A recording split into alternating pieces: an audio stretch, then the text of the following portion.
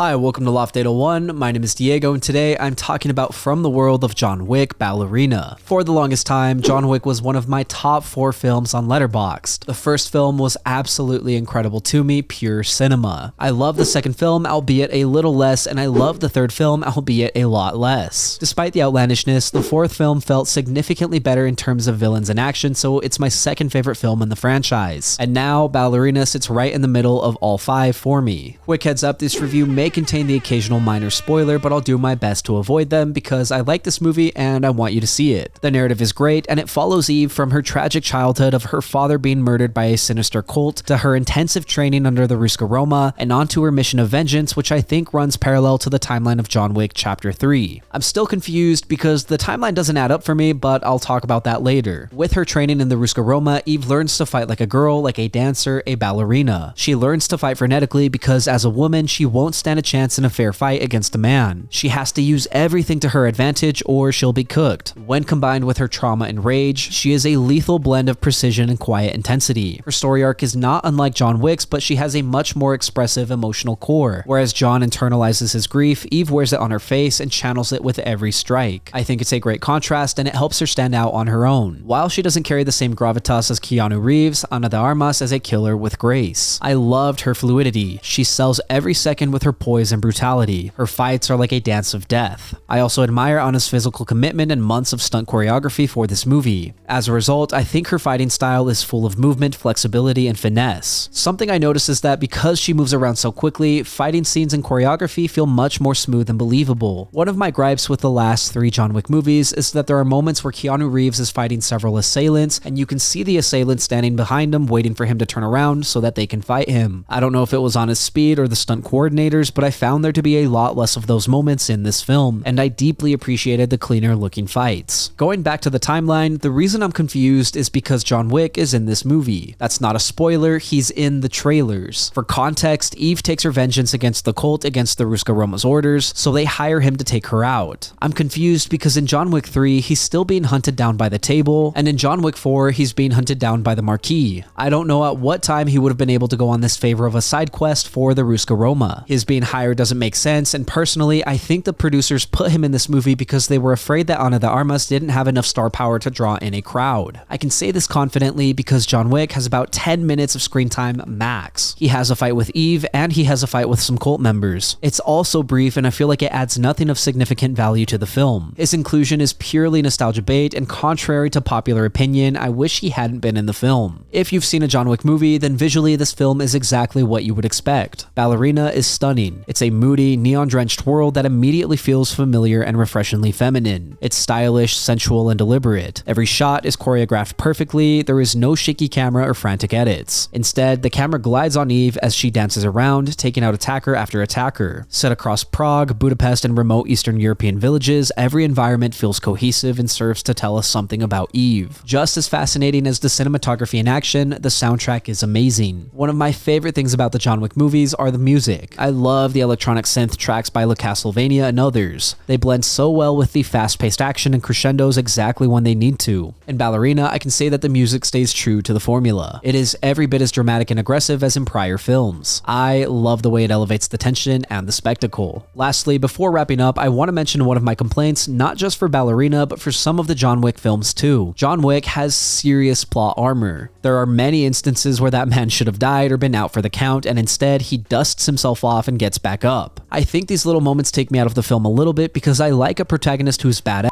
but still takes a beating. I think Ballerina has the same issue. There are moments where I know Eve should have died or severely been injured, but the narrative keeps pushing forward and there's no question about whether she'll live or die. In fact, there's one particular moment where she's fighting a man with a flamethrower, and I'm not kidding, he torched her head. However, she's taken no damage and she keeps fighting. It's little things like this that start to take me out of the movie. Again, these aren't major things, but I still think they matter because it's stuff like this that elevates the first film above the rest in the franchise.